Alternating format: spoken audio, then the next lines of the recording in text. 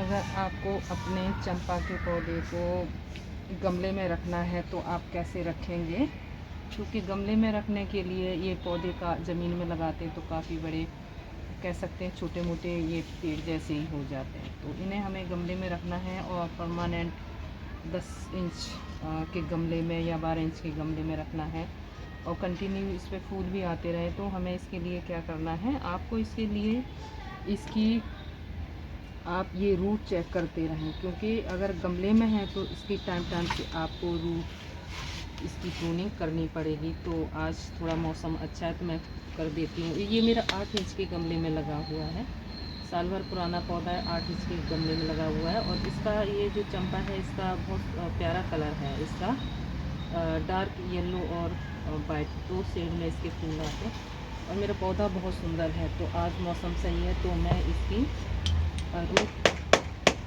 Pruning करूँगी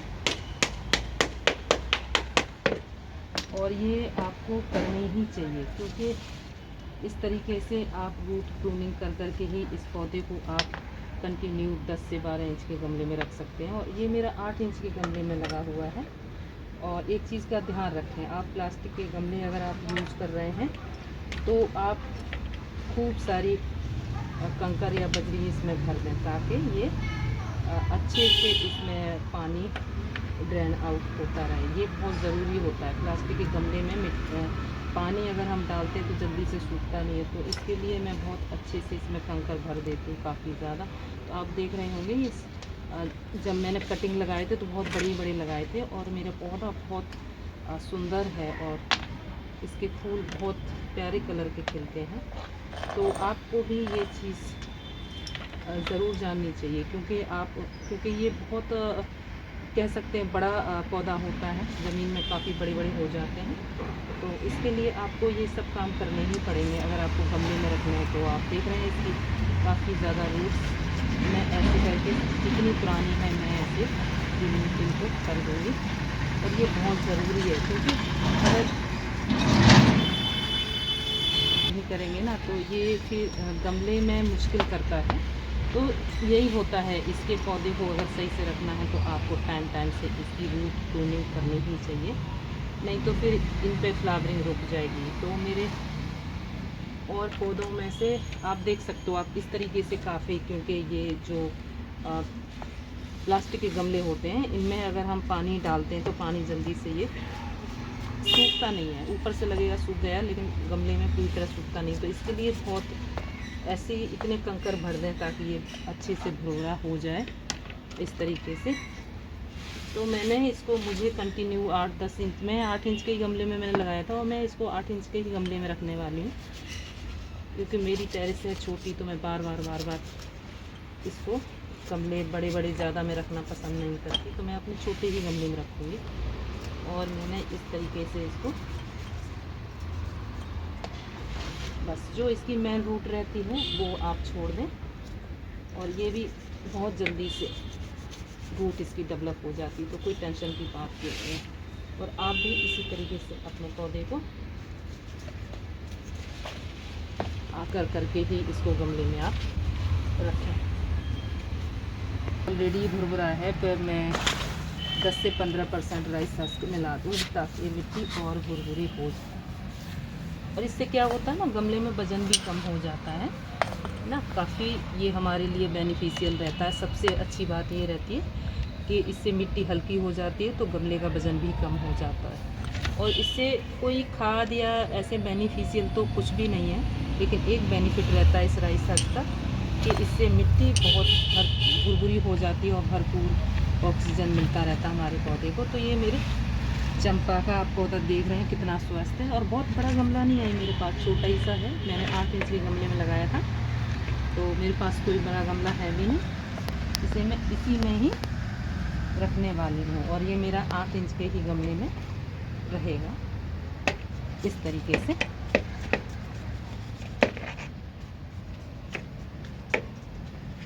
आप अगर रूट प्रूनिंग करते रहेंगे तो आपको बिल्कुल भी बड़े गमले की ज़रूरत नहीं पड़ेगी। और मेरे पास पड़ी है थोड़ी सी पुरानी गोबर की ये खाद, तो मैं ज़रूर इसमें डालूँगी।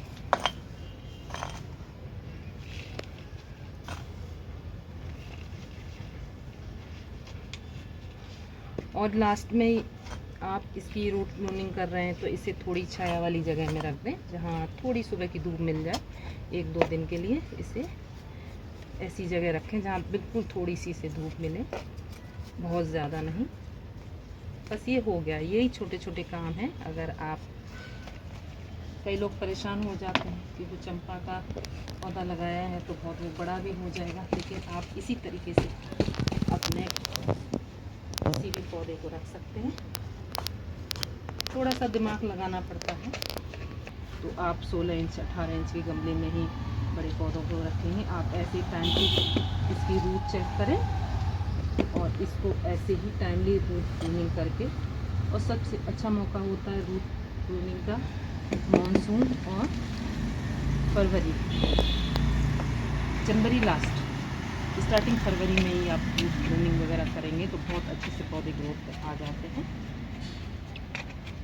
इस तरीके से।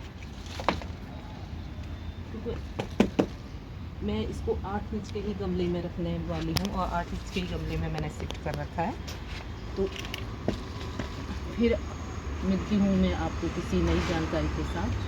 बस मैंने थोड़ी सी इसमें गोबर की खाद ऐड की है और मैंने कुछ भी नहीं किया। अब मैं फिर अगर मुझे लगेगा जनवरी फरवरी में मैं चेक करूँगी रूट इसकी, अगर लगेगा कि बहुत ज़्यादा रूट डेवलप हो गए तो फिर आपने प्रूनिंग कर देनी है, रूट प्रूनिंग कर देनी है। और इसी तरीके से आप 8 से 10 इंच के गमले में भी बड़े पौधों को रख सकते हैं। तो ये मेरी जानकारी कैसे लगी, फिर मिलती हूँ ऐसी किसी नई जानकारी के साथ। अभी हम इसमें पानी डालते हैं।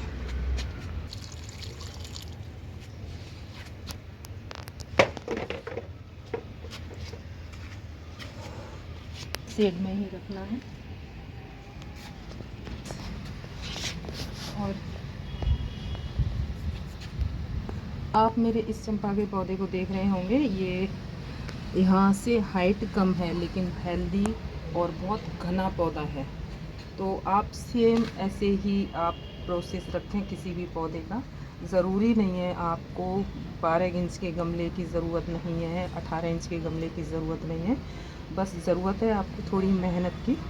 आप टाइम से इसकी रूट चेक करें और रूट चेक करने के बाद आप सही टाइम पे, जैसे ही बरसात का मौसम चल रहा है और जनवरी लास्ट स्टार्टिंग फरवरी में आप इनकी कर दें रूट प्रूनिंग। और इससे सेब में लाने के लिए आप टाइम से, जैसे आप प्रूनिंग करते हैं तो सारी टहनियों की प्रूनिंग आप इक्वल करेंगे, इक्वल एक जैसी, ये नहीं एक टहनी बड़ी है एक टहनी छोटी है। आप इक्वल अगर प्रूनिंग करेंगे तो एक साथ इसकी नई ग्रोथ निकलती है और पौधा एक साथ छतरी की तरह घना बनता जाता है। तो आप देख रहे होंगे कितना सुंदर है ये पौधा।